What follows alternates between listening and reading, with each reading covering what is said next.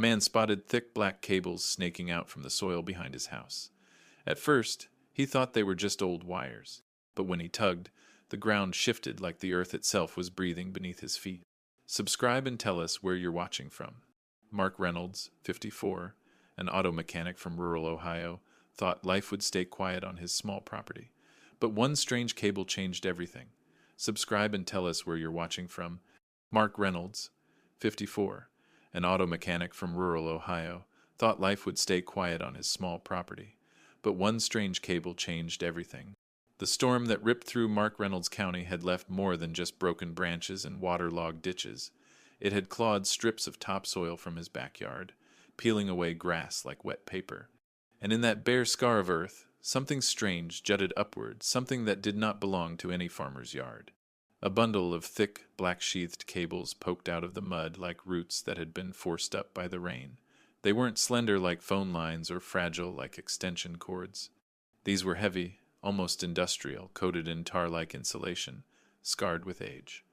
The storm had revealed just a few feet, but they ran deeper, the way tree roots disappear into the dark. Mark crouched low, the damp soil soaking into the knees of his jeans. He pinched the surface of one with his fingers, half expecting the outer wrap to crumble.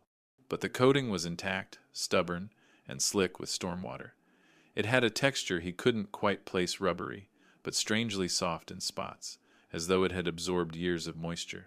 For a moment, he laughed at himself. Old television lines, he muttered. The county had run them out here in the late 70s, back when cable television was still an experiment in rural towns like his. This was just trash left behind by some contractor. That explanation made sense. At least, it did until the air around him seemed to shift. From the moment his fingertips brushed the cable, the small work radio clipped to his belt gave a sudden, sharp hiss. He froze, staring down at the boxy device as static filled its speaker. Static wasn't unusual. He used it to catch weather alerts and local chatter, but this wasn't random noise. The hiss clipped itself into rhythm. Short, short, short, long, long. Mark frowned. He leaned closer to the radio, holding his breath. The beats repeated, exactly the same. Short, short, short, long, long. It was steady, mechanical, too precise to be chance. He lifted the radio from his belt, shaking it gently, as if the storm had shorted something. But the rhythm continued, cold and perfect, pulsing out of the speaker. He turned his head toward the cables, half expecting them to hum like a beehive. The soil around them was quiet, except for the drip of rainwater sliding into the trench. Still, a thought lodged itself in his chest, unwelcome and heavy. The rhythm wasn't coming from the radio alone. The air itself seemed to echo with it. Behind him, gravel crunched. His dog, a shepherd mix named Duke, padded across the wet yard, sniffing eagerly. Mark pointed toward the trench. "Look at this mess. Digging up my whole yard now." But Duke stopped short of the cables. He stood rigid, hackles rising, eyes locked on the dark bundle. A low growl rolled out of his throat, deep in warning. Mark frowned, patting his thigh. "Come on, boy, it's just wire." Duke didn't move closer. He took a step back instead, the growl thinning into a whine, ears pinned flat. Then he turned and bolted toward the porch, nails clattering on the wet deck. The screen door banged shut behind him. Mark stared at the cables again. The air was still. Rainwater dripped, pooling dark in the trench. His dog had never refused him before. He lifted the radio to his ear once more. The code was still there, pulsing. Short, short, short, long, long. The rhythm was so exact, it felt less like static and more like a hand tapping on his shoulder. He glanced down the length of the trench. The cables didn't end here. They ran beneath the fence, vanishing under the neighboring sycamores, swallowed by the ground. He couldn't tell how far they went or what they were connected to. For a long minute he stood there, mud soaking through his boots, trying to settle his mind. Old cables, that was all. Storm water had exposed them, moisture had messed with his radio, and Duke was spooked by the smell of ozone in the air. That was the story he told himself. But the rhythm didn't care about his story. It continued, exact and deliberate. Short, short, short, long, long. Mark exhaled, breath fogging in the cool air. His mind tugged at old memories, late nights in his garage, fiddling with car radios. He remembered listening to the faint bleeps of ham operators, messages meant for no one like him. Those voices had always sounded like secrets he wasn't supposed to hear. This was worse. This wasn't a hobbyist signal. This was a pattern, a language. From somewhere in his head, a narrator's voice he couldn't shake whispered the same conclusion. The same pattern beats and static, ticks and soil, even flickers of light, all repeating the code like one machine learning to speak. Mark pulled his jacket tighter. He bent down, gripping one of the cables, giving it the faintest tug. It resisted, taut beneath the earth. His grip slipped on the slick insulation, leaving his fingers coated in a faint, greasy film. He wiped them on his jeans, unsettled. He backed away. From the porch, Duke barked, sharp and urgent. Mark's chest tightened. He clipped the radio back on his belt, trying to ignore how it still ticked against his side like a metronome. He turned toward the house, boots squelching in the mud, forcing himself to breathe steady. But the pattern followed him. It didn't fade with distance. It stayed clear, loud, undeniable. Short, short, short, long, long. By the time he reached the steps, he could swear the porch light itself flickered faintly to the same rhythm. He turned once more toward the trench, eyes narrowing against the storm-dark yard. The cables sat there, half buried, rainwater dripping across their slick surface like veins pulsing in the open. If this was just junk wire, why did his land seem to be answering him in code? Mark woke the next morning determined to forget what he'd seen. Storms left debris. Debris looked strange in the half-light. Strange things made dogs bark. That was the truth he fed himself over coffee as he stared through the kitchen window at the patch of torn ground. The trench gaped dark and wet where the cables had surfaced. From the kitchen they looked like nothing more than rubber hoses. Harmless, ordinary. He muttered, "I'll cover them today." End of story. By mid-morning, shovel in hand, he pressed mud back into the scar. He tossed grass clumps over the top, stamping them down flat. He tried to work with the same casualness he used fixing dents in a neighbor's truck, but his rhythm faltered. Each time the blade of the shovel struck soil, his memory replayed the coded beat he'd heard the night before. Short, short, short, long, long. He straightened, sweat already dampening his shirt despite the cool air. Forget it, he told himself. Just a bad frequency. Duke padded up behind him, tail low. The shepherd mix kept his distance from the trench, circling wide as if the patch radiated heat. When Mark gestured for him to come closer, Duke only whined. Mark frowned, stabbing the shovel into the ground one last time. He covered the last exposed length of cable and tossed his gloves into a bucket. The job was finished, or it should have been. That evening, the neighbors drifted over to the fence line. The storm had been the talk of the town, and the strange trench made good gossip. Old cable lines, one laughed, probably some half-finished project from the 80s. Free television in the backyard, Reynolds? Another added, or one of those Cold War bunkers. You never know. They chuckled, but Mark forced a smile that didn't reach his eyes. He wanted their laughter to stick, to cement the idea that this was nothing, just junk. But that night, lying in bed, his ceiling pulsed, faint with light. He sat up, blinking. The porch lamp outside his window flickered on and off. Short, short, short, long, long. His stomach tightened. The pattern wasn't gone. It was back. He pulled on a jacket and stepped outside barefoot, Duke following reluctantly. The night was damp, the air heavy with the smell of wet leaves and earth. He squinted toward the trench he'd filled. Nothing moved there, no light, no sound. But above him, the porch lamp flickered in rhythm. He lifted his work radio from his belt. The static inside pulsed too, faint but audible. The same beat code echoed in two places at once. Short, short, short, long, long. Mark clenched the radio in his hand. He hated how easily the rhythm sank into him, how natural it felt. It was as if something inside the soil was tapping out words he didn't understand, waiting for him to answer. Duke whined again. The dog nosed the ground near the trench, then jerked back sharply, ears flattened, his tail tucked tight, and he backed toward the porch. Mark crouched low, pressing his palm flat against the damp soil. The ground felt faintly warm, the way an engine bay held heat long after a car had shut down. He pressed harder, fingertips digging in. The warmth surged once, then again, not steady but pulsing like a hidden machine idling beneath the earth. He jerked his hand back, wiping the dirt against his jeans. His chest heaved. The flicker of the porch lamp stopped. The radio fell silent. The yard was quiet once more. For long minutes, Mark remained crouched, listening. All he could hear was his own breathing and Duke's restless shuffle near the porch. The stillness made him doubt himself, made him wonder if fatigue and storm nerves were twisting his senses. He told himself to go inside, sleep it off. Tomorrow, this patch of ground would be just soil again. But as he turned, the porch lamp blinked once, just once. Short. The bulb went dark again. Mark stood frozen, every muscle locked. He waited for another flicker, another sign. Nothing came. Finally he exhaled, muttered a curse, and stomped toward the porch. Duke darted inside as soon as the door opened, nails clicking on the linoleum. Mark lingered on the threshold, staring back across the yard. The trench looked no different, just a damp scar smoothed over by his shovel. Yet he couldn't shake the thought that the soil had answered him. Not randomly, not by chance. Like it was keeping time. He clicked the porch light switch off and on, testing it. The bulb responded sluggishly, but no code. Just light, just dark. Still, he couldn't unhear it. The beats had carved themselves into him. Short, short, short, long, long. He tapped them against his thigh without realizing, his hand moving on its own.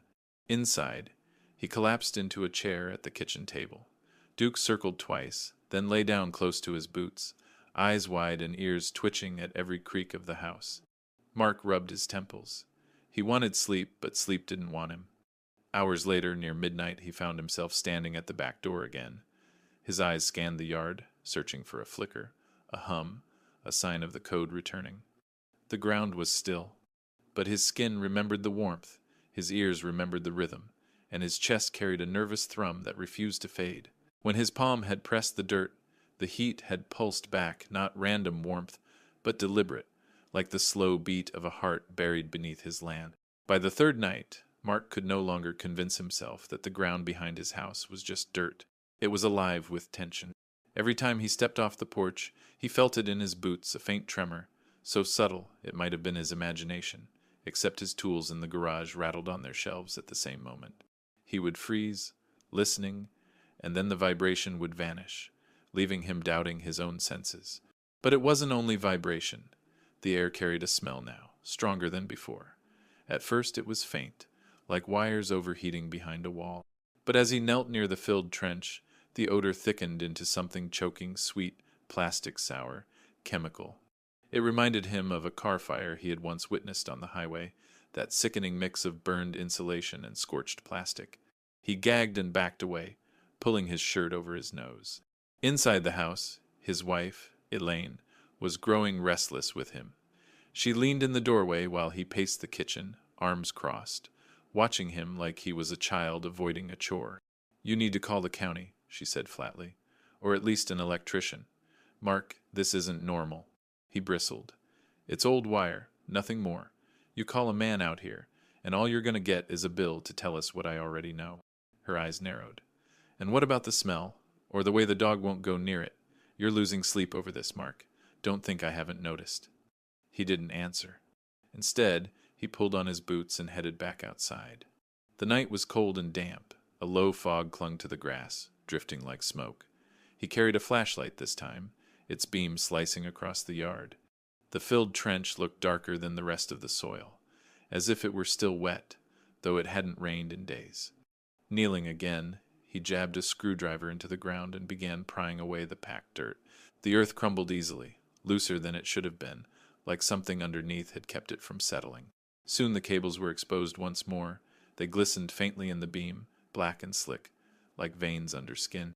Mark ran the light along their length, tracing where they vanished deeper into the ground.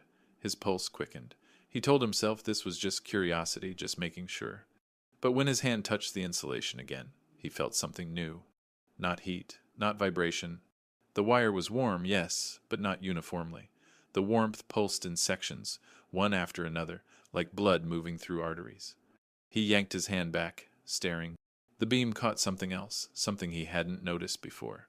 Just beyond the cables, caught in the soil, was a fragment of brass. He scraped the dirt away carefully, brushing with his fingers until the object came loose. It was a small rectangular tag, stamped with letters and numbers. H12C. The letters were sharp, official, the kind used for inventory or government stock. Not a contractor's scribble, not a utility marker. Mark's brow furrowed. He held it in his palm, turning it under the light. The edge of the brass was tarnished, but the stamp was clear. He didn't recognize the code, but he knew it wasn't ordinary. Behind him, Duke whined again from the porch. The dog pawed the door, anxious to be let back inside. Mark slid the tag into his pocket. He needed to think. But then, the ground answered him. A deep vibration surged up through the soil, stronger than before. The cables trembled in the dirt, shuddering as though something below had powered on. The flashlight beam wavered in his shaking hand. Then came the sound. Not the ticking, not the code. Something new. A low drone swelled from the earth, heavy and mechanical, like a turbine spooling to life. It grew for a few seconds, filling the night air with its pressure, making the ground seem to hum beneath him. And then it cut out sharp, sudden, like someone throwing a switch. Silence swallowed the yard again. Mark sat frozen on his knees, heart pounding. The fog drifted around him, carrying the chemical sweet smell. He swallowed hard and forced himself to breathe. His flashlight beam caught the cables again, their surfaces slick with condensation. The soil around them looked as if it had shifted, slightly parted, as though the earth itself had drawn a breath. He wanted to cover the cables back up, to pretend again. But he couldn't. Not after the warmth. Not after the drone. Not with that brass tag in his pocket. He staggered to his feet, wiping his muddy hands on his jeans. Elaine was waiting at the door when he returned, her face tense. She smelled the chemical tang on him before he even stepped inside. "You're scaring me, Mark," she said softly. He didn't answer. He just pulled the brass tag from his pocket and placed it on the table between them. The metal gleamed dully under the kitchen light. Neither of them spoke. Outside, Duke barked once, sharp and panicked. Mark flinched, his eyes snapping toward the yard. The porch light blinked once, faint, then steady. For now, deep under his soil, something had powered up.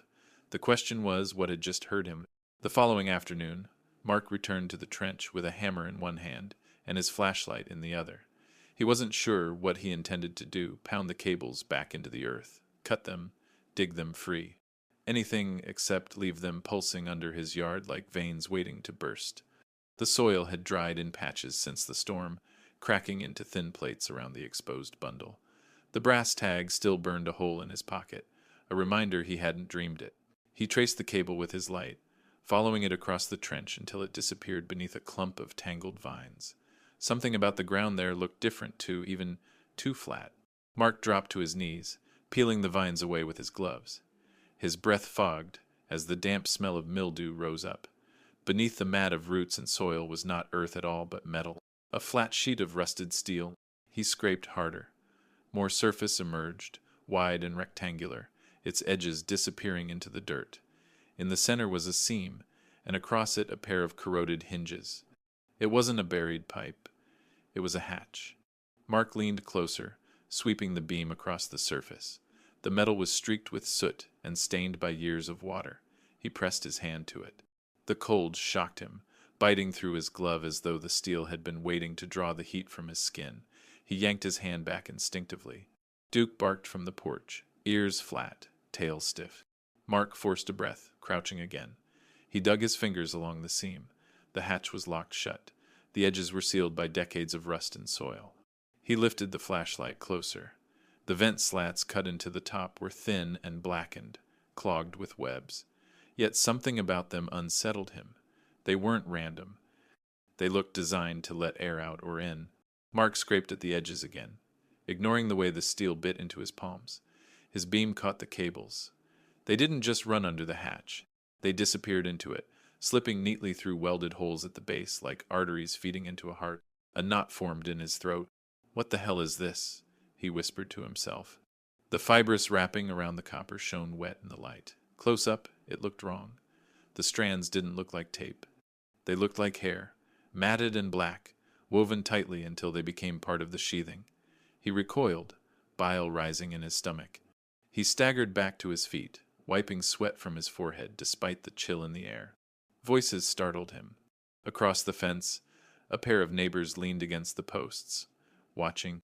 Army used this land in the 70s, one said knowingly. They dug pits, strung cables, never told nobody what for. The other spat into the dirt. Chemical tests, or Cold War bunkers. They buried everything when they were done. Their words did nothing to calm Mark's pulse. Elaine called from the porch. "Mark, you're frightening the dog." And me. He waved her off, unwilling to explain what he was staring at. He didn't know the words. The ground trembled faintly beneath his boots. His drill, lying nearby in the grass, sputtered to life, its bit spinning wildly, though his finger wasn't near the trigger. He cursed and yanked the battery out. Duke bolted inside, barking in panic. Mark turned back to the hatch, breath clouding the air. He gripped the steel with both hands and pulled, testing. The hinges groaned faintly but did not give. On instinct, he lifted his hammer and rapped it against the hatch. Once, the sound echoed dully. Then, impossibly, 2 knocks answered from below. Mark froze. He held the hammer above the hatch, eyes wide, mouth dry. His brain fumbled for logic, echo, vibration, soil shifting. But there was no mistaking it. The answer had been real. 2 deliberate knocks. He stumbled back, flashlight beam shuddering across the steel surface. His chest rose and fell in ragged breaths. The air grew colder. He swore he felt it leaking through the seams, the same damp metallic scent that clung to the cables. The neighbors at the fence paled. "You heard that?" one asked, voice cracking. Mark didn't answer. He couldn't. His hammer slipped from his hand, landing hard in the grass. The hatch lay silent again, dark, rusted, waiting. But Mark's heart would not steady, because in those 2 knocks he had felt something undeniable. Something alive had answered him, and if the hatch could knock back, what else might be waiting underneath it? Would you call for help if your land started answering in code? By morning, Mark felt as though the hatch had pressed itself into his dreams. All night he tossed and turned, listening for phantom knocks that seemed to echo through his bones. When dawn finally bled across the fields, he shoved on his boots and jacket, telling Elaine he was just checking the yard. She didn't try to stop him. Not anymore. The air was colder than it had any right to be in late summer. Mist hovered in low sheets over the grass, rolling across the property like smoke from a hidden fire. Mark's breath puffed white as he trudged toward the trench. The hatch waited, rusted, silent, but not innocent. Condensation beaded along the seam where the steel met earth. Droplets collected, then slid down into the soil, as if the hatch itself was sweating. Mark crouched low and pressed his flashlight close. A faint draft tugged at his fingers. Not out, but in. Something below was breathing, pulling air downward. His stomach turned. He pulled out his phone and snapped pictures of the brass inventory tag, the vent slats, the cables feeding in. He didn't know who he would send them to. He just wanted proof. Evidence that this wasn't madness, that the knocks hadn't been a trick of storm-weakened ground. As he stood, he heard Duke growl softly from the porch. The dog wasn't looking at the hatch. He was looking past it toward the road. Mark followed his gaze. A sheriff's cruiser sat idling at the far end of the property. Its headlights were off, engine purring faint in the distance. Through the windshield, Mark could see the silhouette of Sheriff Caldwell. The man didn't move, didn't wave. He simply sat there, watching. Mark raised a hand halfway, a hesitant greeting. The sheriff didn't respond. After a long, uneasy pause, the cruiser rolled forward slowly, tires whispering against gravel. It passed the property without stopping, disappearing down the bend in the road. Mark stood frozen, hands damp on his phone. The encounter had been brief, almost ordinary, but the way the sheriff had looked at the hatch, no, through it, had left him rattled. He shoved the phone back into his pocket and crouched again. The hatch's surface was slick under his palm, colder than the morning air. He knocked once more, knuckles light against the steel. No answer. He exhaled, relieved. Or disappointed, he couldn't tell. But as he leaned close, he heard something else. A faint, irregular clicking from beneath the metal, not like the coded knocks he'd heard before. This was faster, jittery, like teeth chattering or relay switches flipping in sequence. Tick, tick, tick, tick, tick. Mark pressed his ear against the hatch. The clicks aligned themselves. Short, short, short, long, long.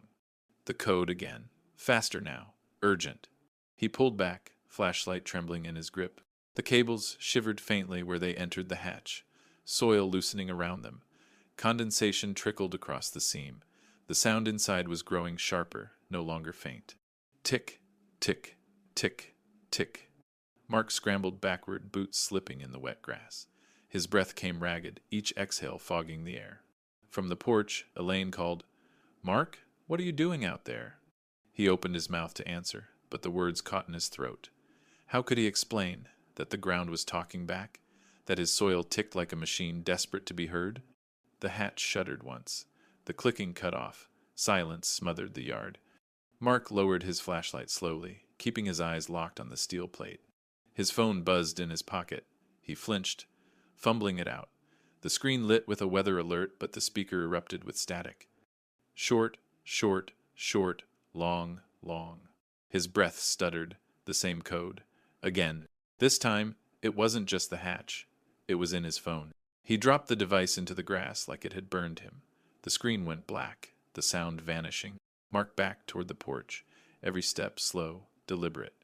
Elaine's silhouette filled the doorway, Duke pressed against her legs. The yard had fallen silent once more. But the image of that idling cruiser lingered in his mind. Sheriff Caldwell, watching, saying nothing, driving away without a word. Had he seen the hatch? The cables? Or had he been checking on something he already knew was there? Mark swallowed hard. His pulse thudded in his ears. The hatch stayed quiet, but the question it left behind screamed louder than any code. If the sheriff already knew about the hatch, why had he chosen to watch in silence instead of warn him? By the next afternoon, word had already traveled down the road. In small towns, secrets spread faster than fire. By the time Mark stepped out onto his porch, a pair of neighbors had drifted toward his fence line with coffee cups in hand, curiosity plain in their eyes. "What's this I hear about wires in your yard?" one asked. Mark swallowed, debating whether to shrug it off, but the story had legs of its own now. "Storm washed some old lines out," he muttered. The neighbor squinted. "Doesn't look like cable. My uncle swore the army laid something out here back in the 70s. Said they dug half the county up." Another chimed in, half joking, half nervous. "Maybe you've got yourself a fallout shelter. Government left all kinds of junk buried." Their words rattled him more than he let show. He waved them off, but inside his chest, unease tightened like a wrench. By evening, more had gathered. A teenager leaned against a bike, filming the trench with his phone. An older man told a story about seeing convoys out here when he was a boy, trucks moving after dark, soldiers guarding fields. Duke paced the porch, ears back, growling low whenever the group pressed too close to the hatch. Mark snapped, "Back off. It's my property." The crowd grumbled but didn't disperse. Curiosity outweighed courtesy. Then, just as the sun dipped low, painting the fields in gold, a sheriff's cruiser rolled to a stop by the fence. The chatter died instantly. Sheriff Caldwell stepped out slowly, boots crunching gravel, his wide-brim hat shadowing his eyes. He didn't raise his voice, but the crowd hushed as if he'd shouted. "What's all this?" he asked, scanning the trench, the vines, the exposed steel of the hatch. Mark stiffened. "Storm uncovered it, that's all." The sheriff crouched near the hatch, brushing dirt with his gloved hand. His eyes caught on the brass tag half buried at its edge. He tilted it in the fading light, lips moving like he was reading to himself. Mark leaned closer, straining to hear. The sheriff muttered a single word under his breath. "Hanger." It was so soft the crowd missed it, but Mark heard. Clear. The sheriff straightened quickly, slipping the tag back into place. "Hardware," he said louder, correcting himself. "Just old hardware. Nothing to worry about." Mark's pulse thudded. Had he imagined the slip? Number, he knew what he'd heard. The sheriff turned to the crowd. "This area's restricted now. No more trespassing, no more gawking. Everyone clear out. Last thing we need is kids falling into a hole." The murmurs rose, protests bubbling, but the sheriff's hand hovered near his belt, firm enough to silence them. One by one, the neighbors backed away, dragging their curiosity with them. Soon the fence line stood empty, except for Mark, Elaine on the porch, and the sheriff by the hatch. The sheriff dusted his hands, fixing Mark with a steady stare. "Cover this up. Don't touch it again." Mark swallowed. "What is it?" The sheriff didn't blink. "It's nothing you want to mess with." Then, without another word, he climbed back into his cruiser. The engine roared to life, the lights flared, and he rolled away down the road. Silence fell. Only the wind through the sycamores broke it. Elaine's voice cut through, soft but sharp. "Mark, what did he say?" Mark stared at the hatch, his jaw tight. Nothing. But in his mind, the word echoed over and over, not hardware, not utility. Hangar. The word tasted metallic on his tongue, heavy with implication.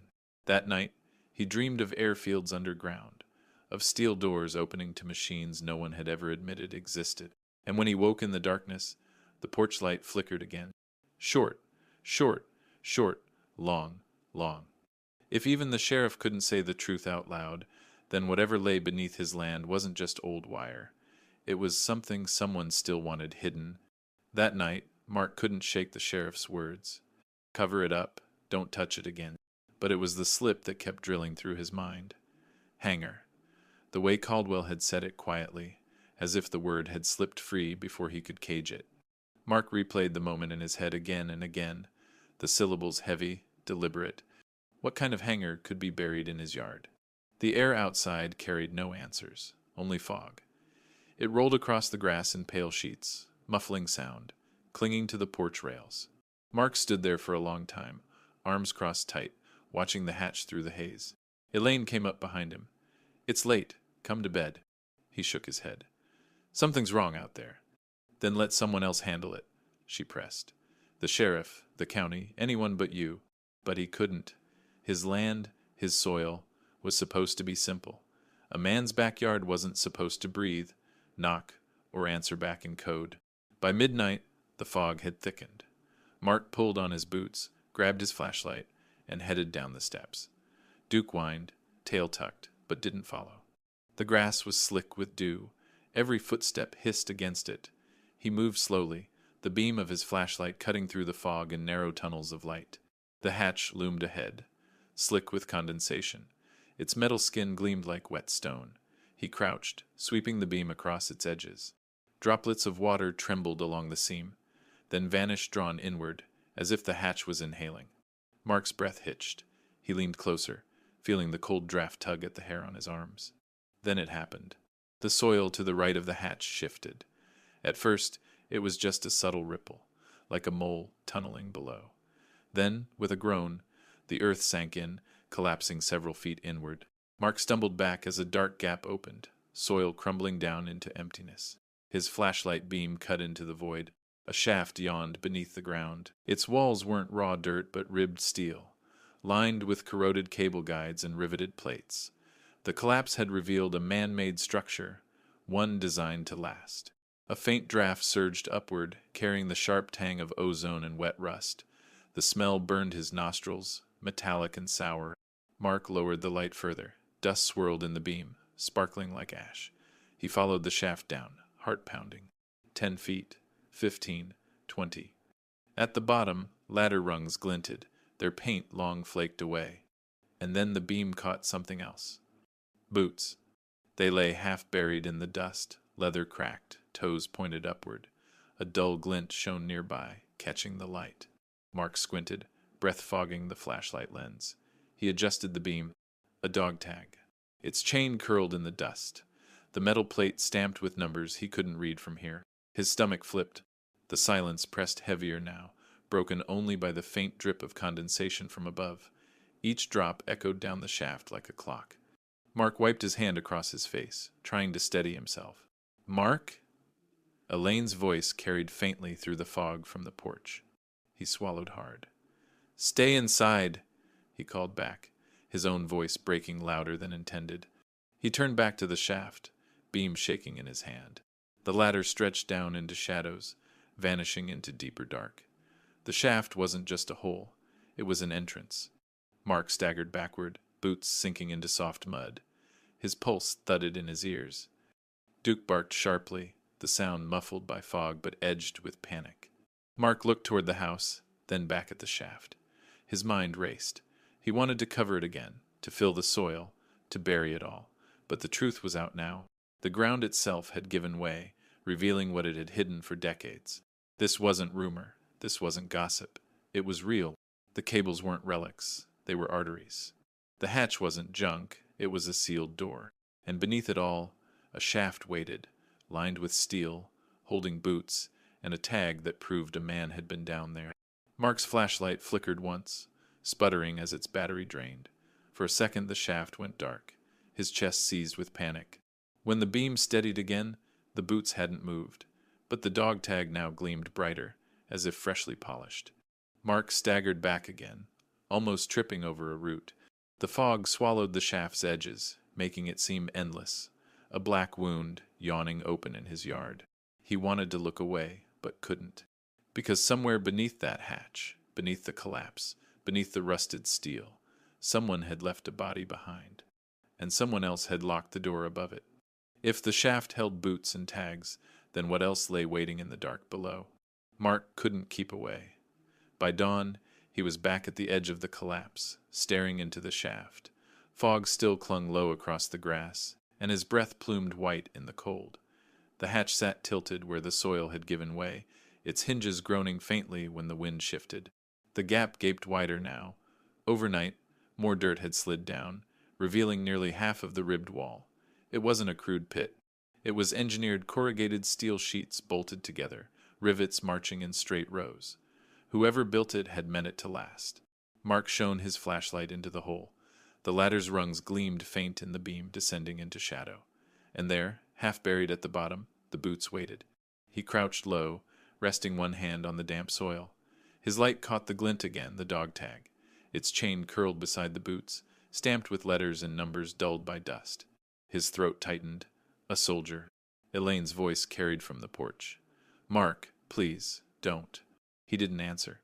He swung one leg over the edge, then the other. His boots found the ladder. Rust squealed under his weight, flakes falling into the dark. He descended slowly, flashlight clenched in one hand, the other gripping the cold rungs. His breath echoed loud in his ears.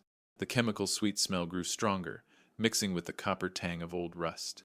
10 feet, 15, 20. His boots met the bottom with a dull thud. Dust exploded around him, swirling in the beam like ash. He coughed, waving a hand through the haze. The soldier lay crumpled against the wall, uniform brittle and torn. The fabric was eaten by time, but the insignia patch still clung faintly to one sleeve. Wires coiled around the body, pinning it to the steel like a fly trapped in a web. Some cut through the fabric, biting into the bone beneath. Mark's stomach lurched. He fought the urge to back away. The soldier's skull sagged forward, jaw slack, sockets hollow, yet the posture looked frozen mid-struggle, as if death had come quickly but not without fight. Mark crouched, shining the beam closer. In one withered hand, the soldier clutched a small black notebook. Its edges were warped, paper swollen from years of damp, but the pencil marks inside were still visible grids and slashes, neatly drawn, filling page after page. Mark's fingers trembled as he pried the notebook free. The corpse's grip resisted for a moment before the brittle bones gave way. He stumbled back, clutching the book to his chest. He flipped through the pages, columns of numbers, sequences of dots and dashes, short, short, short, long, long.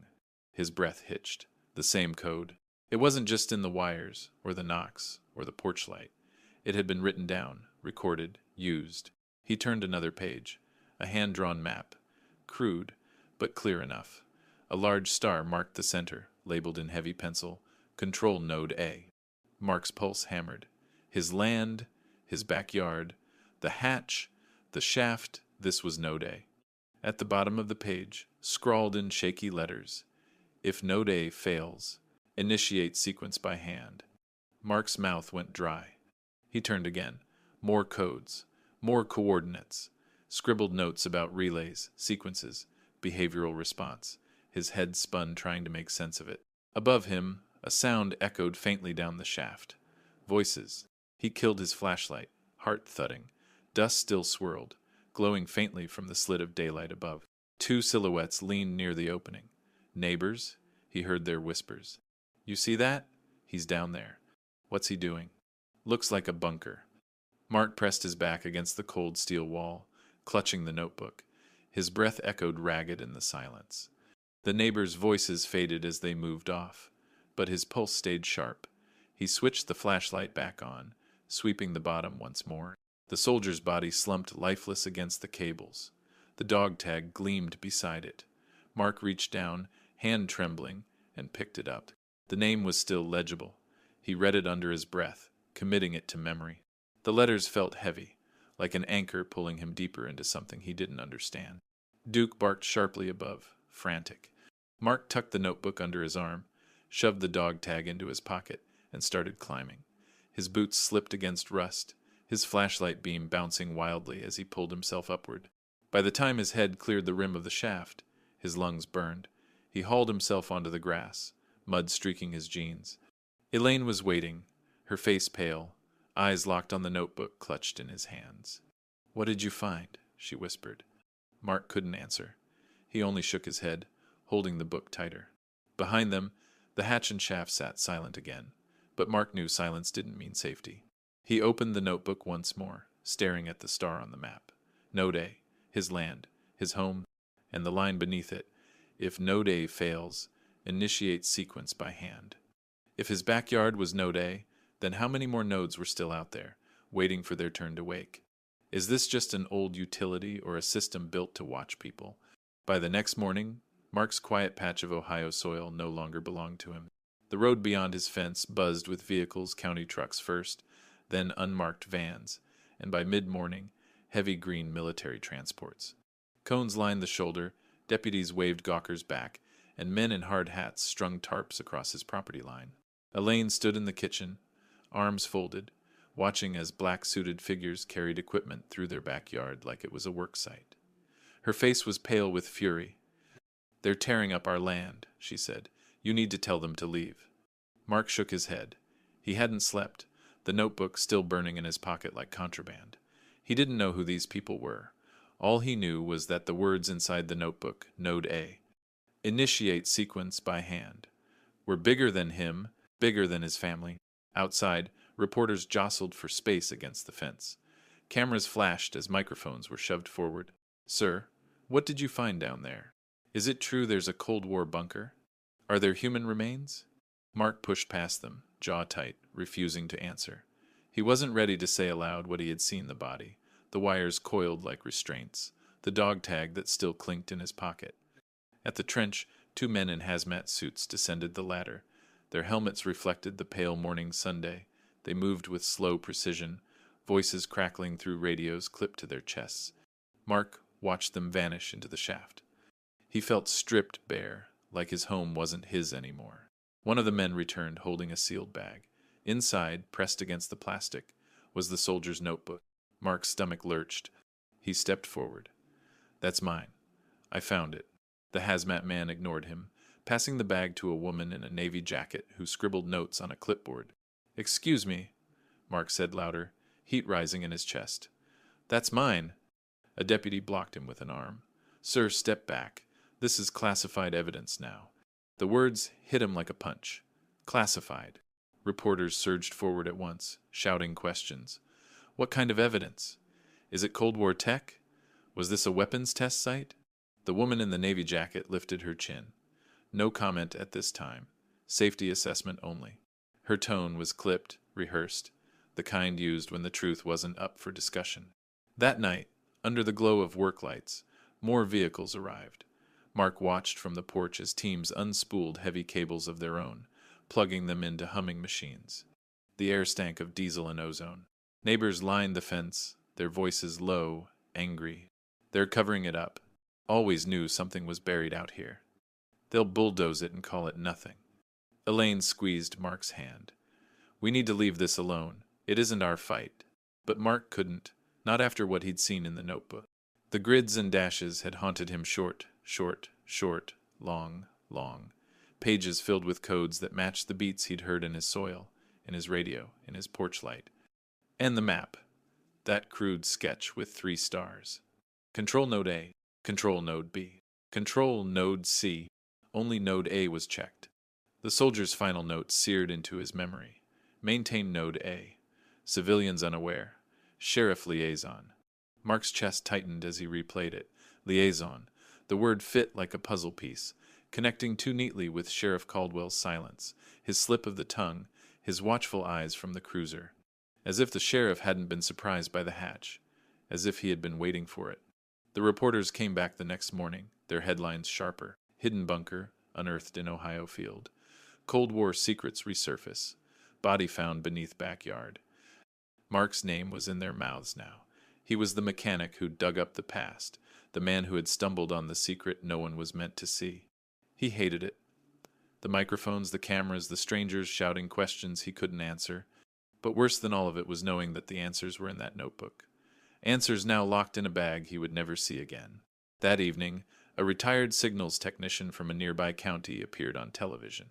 He'd seen leaked photos of the notebook's pages, already circulating online. Those aren't just random scribbles, the man explained, voice calm but certain. They're relay codes, behavioral mapping. This was no simple power grid. It was designed to listen to monitor, maybe even to study how people respond under stress.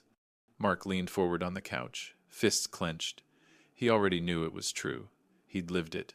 The hum in the soil, the code in the lights. The way his land itself seemed to breathe when the cable stirred. The tech's final words cut deep.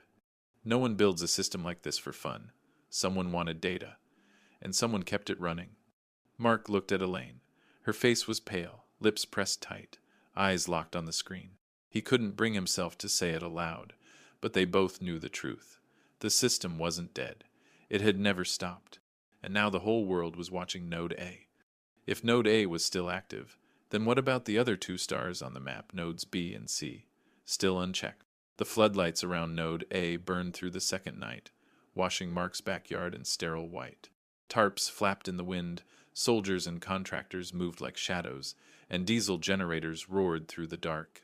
The once quiet patch of soil where Mark had tinkered with cars now looked like a battlefield excavation. Reporters lined the fence, shouting questions over the hum. Is it a weapons site? What was the soldier doing down there? Did you know your property was federal land?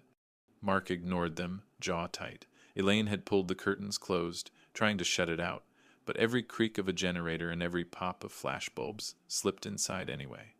By dawn, the woman in the navy jacket returned, cameras flashing as she gave her statement. There is no hazard to the public, she said calmly, eyes never leaving her notes. This is routine recovery of Cold War equipment. Please disperse and return to your homes. Mark watched her lips move, but her words rang hollow. Behind her, men in suits carried sealed cases from the shaft cases that rattled faintly as if they held more than rust and dust. The neighbors weren't buying it either. Murmurs rose from the crowd. They're lying. Why all the secrecy if it's safe? What else are they digging up? The official's voice sharpened. There is nothing to fear. But that night, the fear came anyway. It began just after 9 o'clock. The lights flickered once, twice. Then the entire block went black. Mark staggered to the porch, heart thudding. The floodlights, the tarps, the humming generators, everything cut off at once, leaving the yard drowned in silence. Even the reporters' cameras died. 100 voices gasped in unison. Elaine appeared at his side, gripping his arm. Mark, what is happening? Before he could answer, a sound rose from beneath the ground. Not the steady ticking he'd come to dread, not the turbine drone. Something new. It began as a low rumble, then splintered into layers, a vibration that made the soil itself tremble beneath his feet. The sound carried through the air like a giant throat clearing, then fractured into clipped fragments. Voices. Mark froze. They weren't clear words, but they were human shredded, distorted, syllables chewed into static. The tones rose and fell like coordinates read aloud. Numbers spat through broken radios. 4, 9, 3, 2, 1, 8. The crowd at the fence panicked, shouting, stumbling in the dark. Reporters scrambled to turn on backup lights, but their gear sputtered uselessly. From the shaft, green status lamps blinked to life, glowing faint through the fog. The underground was speaking. Mark's knees locked. His skin crawled as the clipped voices repeated, louder now, layering over one another like a chorus of broken machines. Short, short, short, long, long. The same code, but this time spoken as numbers. Elaine squeezed his arm. It's saying something, Mark. It's saying something. The earth shook lightly. A transformer exploded on the horizon with a flash of blue, showering sparks across the tree line. The crowd gasped again, their silhouettes sharp in the flare. Then the numbers repeated 6 digits, over and over. Mark's ears rang as he recognized them. Not random, not meaningless. They were familiar. His eyes widened. His voice cracked as he whispered, "That's the sheriff's call sign." Elaine turned to him. "What?" Mark swallowed, chest tight. "The cruiser, the number, painted on his bumper. I've seen it all week." The digits repeated again, pulsing through the soil, rattling in his skull. 6 digits, the sheriff's number. The crowd surged as panic spread. Some screamed that it was a bomb, others that it was a signal calling something worse. Deputies shoved back, shouting for calm, but their radios only spat the same 6 digits, repeating like a brand burned into the air. Mark clutched Elaine's hand, heart hammering. The system beneath his land wasn't just awake, it was naming names. If the underground was broadcasting the sheriff's call sign, then the man who claimed to protect them might not just know the truth, he might be part of it. By sunrise, the blackout still gripped half the county. Entire neighborhoods sat in silence, no porch lights, no radios, no hum of refrigerators. Only the low drone from Node A carried across the fields like the heartbeat of something alive underground. Crews moved fast. Trucks unloaded coils of fresh wire. Generators thumped back to life, and men with scanners swept the roadsides, their antennas twitching as they traced invisible signals. Mark watched from his porch, exhaustion dragging at his body. He hadn't slept. He couldn't, not after the numbers had repeated all night in his skull 6 digits, the sheriff's call sign. Elaine sat beside him, arms wrapped around herself. "It's not just us, Mark," she whispered. "Half the county's dark. The whole town knows now." She was right. By mid-morning, crowds pressed against the fences, faces pale, phones held high to capture everything. Hashtags spread online, number Node A, number buried system, number Cold War ghosts. Mark stepped down from the porch and crossed the yard. He had to see for himself what the men with scanners were following. A young engineer crouched at the edge of the trench, sweeping his wand slowly. The device beeped in sharp bursts. "What are you tracking?" Mark asked. The man didn't look up. "Cables." Mark frowned. "You mean mine?" "Not just yours," the engineer replied, his voice flat. He pointed to a thin red line on his screen. "They run out in every direction. Beneath roads, under culverts, straight through private land. It's a whole grid." Mark's stomach knotted. "How far?" The engineer hesitated, then muttered, "Miles."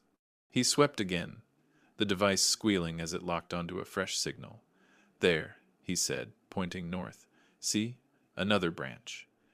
Mark followed the gesture. The line cut straight toward the old feed mill, its roof sagging against the horizon. He swallowed hard. The map in the notebook flashed in his mind, Node B. By noon, online forums had already pieced it together.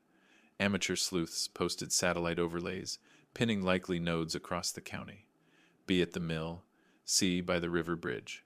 Comments poured in, Cold War spy network, experimental power relay, behavioral control grid. Each theory was louder than the last, each more frightening. Mark refreshed his phone until his hands shook. One photo stopped him cold. It showed a scan of the notebook page he thought only he had seen. The crude star map, Node A, Node B, Node C. His stomach twisted. The caption read, "Why did the sheriff have this?" Mark's vision blurred. He clicked through the thread. Someone had leaked a screenshot of a text, allegedly from Sheriff Caldwell. "Public too close to Node A. Reset tonight. Thanks for watching." The timestamp was midnight, just before the blackout. Elaine read over his shoulder, hand covering her mouth. "Mark, this isn't rumor anymore. People know." He set the phone down, fighting the panic rising in his chest. If Caldwell was part of it, if he was the liaison mentioned in the notebook, then the blackout wasn't an accident. It had been a reset. From the trench, the turbine drone swelled once more, deeper now, like a warning growl beneath the soil. Neighbors shouted from the fence, panic breaking through the crowd. "Shut it down! Cut the power! Before it spreads." But the crews didn't stop. They traced the lines, marking the ground with spray paint, following the web outward. Mark's eyes followed the orange line snaking across fields and yards. The scale of it shook him. This wasn't his problem alone anymore. His property wasn't special, it was just the hub. Node A was only the beginning. The thought hollowed him out. If A could black out half a county, what could B and C do? That night, sleep refused him again. He lay awake, staring at the ceiling, feeling the faint vibration through the floorboards. Elaine stirred beside him, restless. Duke whimpered from the foot of the bed. Mark whispered into the dark, "What are you running?" There was no answer, only the steady thrum beneath his land, like the patient pulse of something waiting. If Node A had already reset once, then who would decide when to wake the others and what they were meant to do? By the third night, Mark's backyard looked nothing like home. Floodlights towered over the trench, their beams cutting through the fog in pale white cones. Military trucks lined the road. Crews in helmets and reflective vests moved back and forth, carrying cables, equipment, sealed crates. The entire field buzzed with energy, as though the storm had never left. Mark stood at the porch railing with Elaine, exhaustion etched in the lines of his face. He had lost track of how many strangers now trampled across the soil he had mowed for years. "Mark," Elaine whispered, "we don't belong here anymore. They've taken it. We should leave." But Mark couldn't tear his eyes away. Not from the hatch, not from the shaft yawning like a wound in the earth, not from the men setting up a winch above it. The crowd beyond the fence had swelled. Reporters, neighbors, even strangers from towns away pressed against the tape, live streaming on their phones, muttering theories and fears. The crews lowered a camera rig into the shaft, monitors flickering to life under the tent. For the first time, Mark glimpsed more than just the bottom. The camera tilted, panning across a chamber. Steel walls arced outward, lined with racks of machinery. Dust coated the surfaces, but the shapes were unmistakable banks of consoles, blinking panels, bundles of cable running like veins across the ceiling. Gasps rippled through the crowd. Mark's throat went dry. This wasn't just a shaft. It was a room, a bunker, a system still intact after decades underground. The camera moved further, illuminating faded stencils on the wall. "Control Node A." The words hit Mark like a hammer. They weren't just in the notebook. They were here, painted in block letters across steel for anyone to see. As the winch lifted the camera higher, something stirred. The machines in the chamber flickered. One by one, dust-choked lights blinked awake, red, amber, green. The panels hummed, their glow reflecting off the walls like fireflies. The crowd erupted. Some shouted in awe, others in panic. Deputies pushed back, yelling for space. Mark gripped the railing. "It's alive," he whispered. Then came the sound. Not knocks, not static, not the fractured voices from the blackout. A mechanical voice, flat and genderless, vibrated through hidden speakers. "Awaiting clearance. Clearance, clearance. Manual reset, reset, reset." The repetition glitched, distorted, doubling back on itself like a record skipping. The words bent in pitch, drawn out, then snapped short. The voice filled the yard, the road, the very air. It rattled through Mark's ribs. Elaine covered her ears. Duke barked frantically, nails skittering against the porch floor. The crowd surged, panic spilling over. What does it mean? Is it armed? Shut it down! Mark's own breath came shallow, his chest tightening. The voice wasn't just sound, it was command. Something buried for decades had woken, and it was waiting for someone specific. The monitors under the tent flickered again. Lines of text scrolled fast across the screens. Authorization required. Awaiting liaison input. Mark's eyes shot to the screen. He remembered the notebook, the soldier's final note, sheriff liaison. His throat clenched. The voice repeated, distorted, urgent. Awaiting clearance. Clearance. Manual reset required. Required. The sound stretched until the words warped into near screams, then snapped back to monotone. The sheriff hadn't been seen since the blackout, but now, every word pointed back to him. The crowd turned restless, murmurs rising to accusations. Someone shouted, "Where's Caldwell?" Another, "He knew about this." Deputies shifted uneasily, hands at their belts, eyes scanning the crowd. Mark stood frozen, torn between disbelief and certainty. The machine underground was demanding its caretaker, and that caretaker was their sheriff. Elaine gripped his arm tight, her nails digging into his sleeve. "Mark," she whispered, "whatever this is, It isn't ours to answer. But Mark couldn't shake the feeling that the system was speaking not just to Caldwell, but to anyone who would listen. That the code, the knocks, the lights, all of it had been building to this moment. The machine didn't care whose land it rested under. It only cared that its sequence continued. The voice glitched one final time, louder than before, shaking dust from the rafters of the porch. Awaiting clearance, clearance, clearance. And then, without warning, the lamps in the chamber all blinked to green. The monitors froze on a single line. Standby complete. The crowd screamed. Deputies shouted for calm. Reporters shoved closer, lenses flashing. Mark's heart pounded so hard he thought his chest might split. The system had woken itself. And it was no longer waiting. If the chamber could power on without orders, then what exactly had it been waiting for all this time, and what would it do now that it was awake? If this was your yard, would you stand back or stand in the way? The chamber's green lamps glowed steady in the fog, casting an eerie light across the yard. For a long moment, no one moved. The crowd pressed against the fence, silent now, waiting. Deputies shifted uneasily, radios dead in their hands.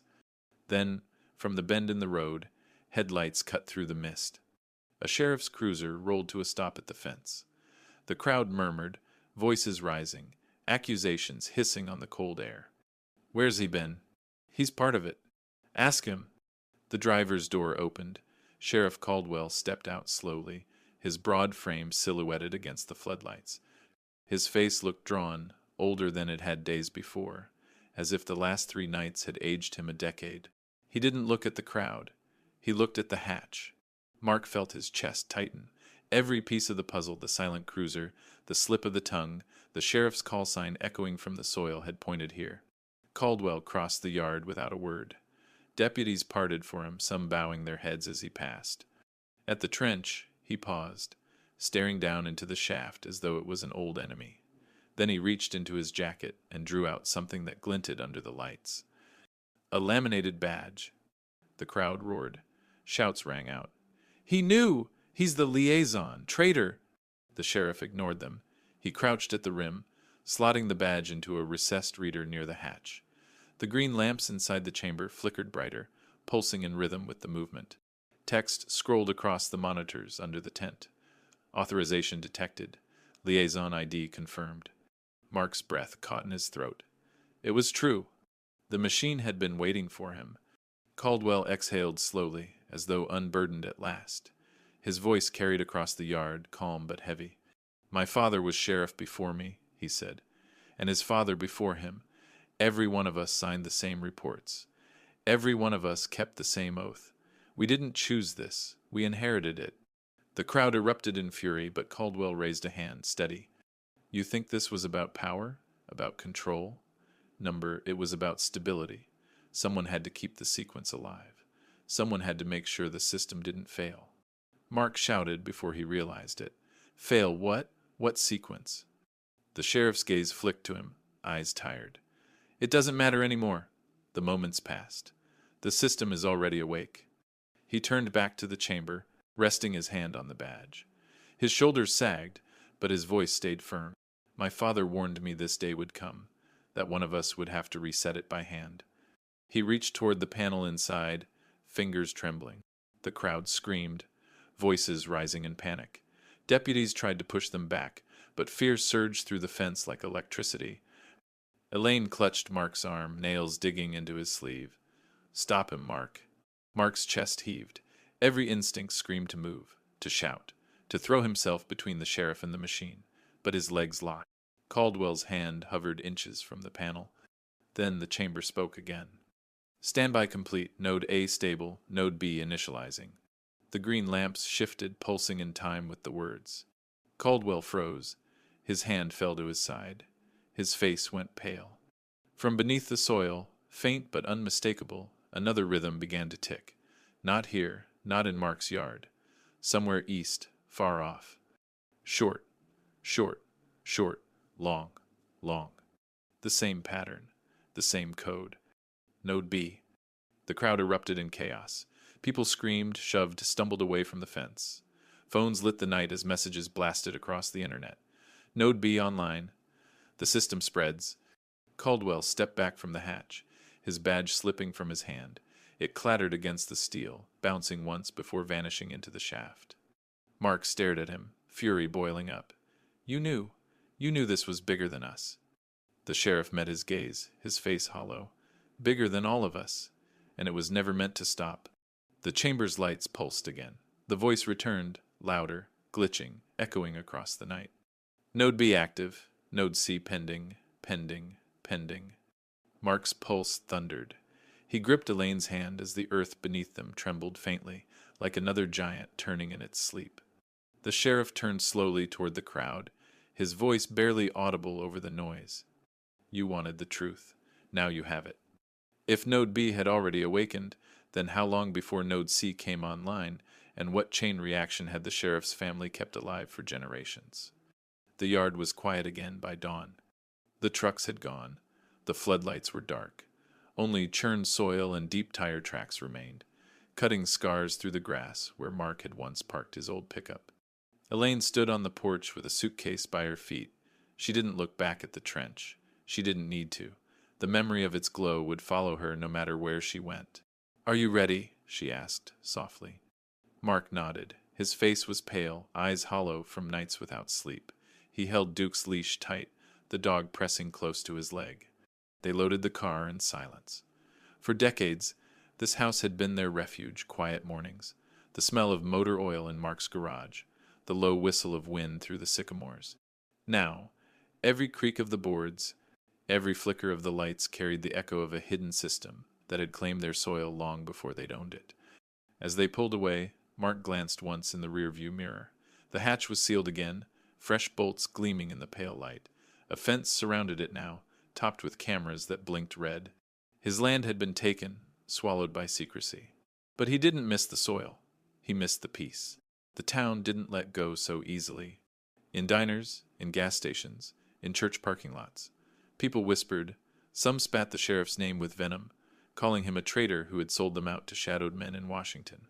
Others shook their heads and said he had only done his duty, that someone had to keep the system alive, and maybe Caldwell had been protecting them from something worse. Arguments flared, families divided, neighbors who had once shared fences no longer spoke. The newspapers ran headlines that sounded almost like apologies.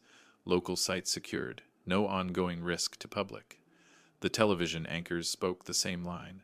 But the footage told another story. Node A, fenced, soldiers posted, reporters barred from the road. No one believed the reassurances.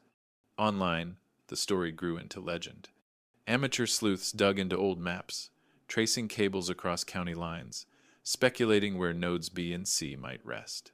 Some claimed the feed mill to the north had been quietly cordoned off.